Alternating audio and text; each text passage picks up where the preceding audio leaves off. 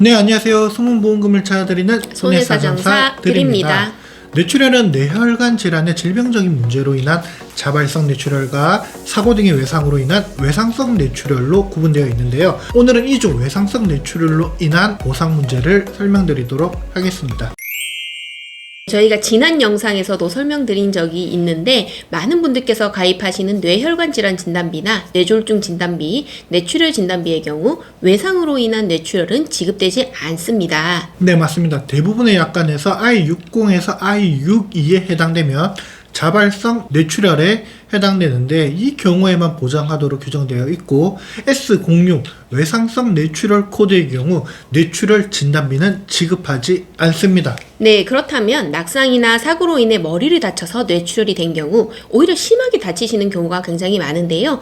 이 경우 진단비 지급 대상이 안 된다면 너무 억울하잖아요. 네, 맞습니다. 그런 경우를 대비해서 상해 후유장애 특약에서 가입해 놓은 경우가 많은데요. 상해 후유장애 보험금으로 청구 가능할 수 있습니다. 뇌출혈이 발생할 경우 신경 손상으로 인한 신체에 마비를 동반할 가능성이 높습니다. 이 경우 보험약관에서 정하는 장애 분류표의 신경계 장애, 일상생활 기본 동작 제한이 생기는 가능성이 높고 팔, 다리에 장애가 생길 가능성도 높습니다. 또 자주 발생하는 증상은 아니지만 언어 장애의 발생 가능성도 있습니다. 일상생활 기본 동작 제한의 경우 이동 동작, 음식물 섭취, 배변 변효, 목욕, 옷 입고 벗기 이 5가지 항목을 약관에 규정하는데 각 항목별 합산 지급률이 장애 지급률이 됩니다. 네, 예를 들어서 이동 동작 30%, 음식물 섭취 10%, 배변 배뇨 10%, 목욕 5%, 옷 입고 벗기 5%를 합산하게 되면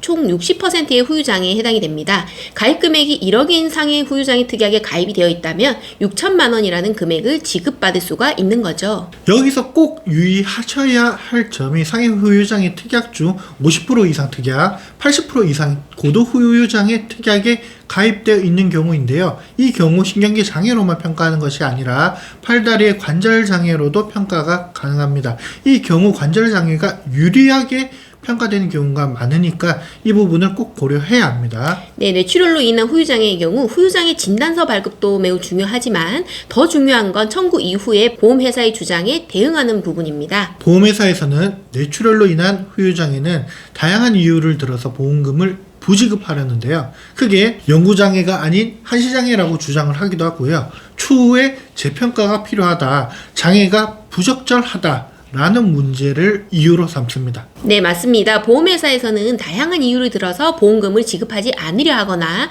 삭감을 유도하는 경우가 굉장히 많습니다. 객관적인 자료 없이 주장만으로는 해결하기 어려운 경우가 많죠. 반드시 의학적 근거 자료를 확보하셔야 하고요. 명확한 대응을 하는 것이 중요합니다. 이런 상황에서 혼자 고민하지 마시고요. 전문가인 손해사정사와 상담을 통해 진행을 하는 것이 유리하겠죠.